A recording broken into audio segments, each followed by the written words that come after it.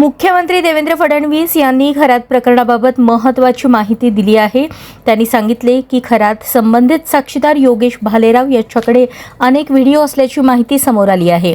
या व्हिडिओंमुळे प्रकरणातील अनेक गोष्टी स्पष्ट होऊ शकतात असेही त्यांनी सांगितले। या प्रकरणाची चौकशी सुरू करून सत्य समोर येईल असा विश्वास त्यांनी व्यक्त केला। या विधानामुळे खरात प्रकरण पुन्हा एकदा चर्चेत आले आहे। आता या व्हिडिओमध्ये नेमके काय आहे आणि चौकशीतून काय निष्पन्न होते याकडे सर्वांचे लक्ष लागले आहे।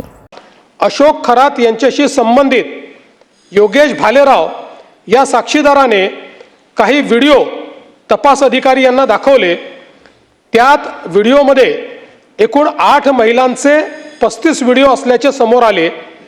सदर व्हिडिओमध्ये असलेल्या व्हिडिओत अशोक खरात याने भोंदूगिरी व जादूटोणा तंत्रमंत्र वापरून अनेक महिलांशी बलात्कार व अश्लील चाळे केले असल्याचे दिसून आले।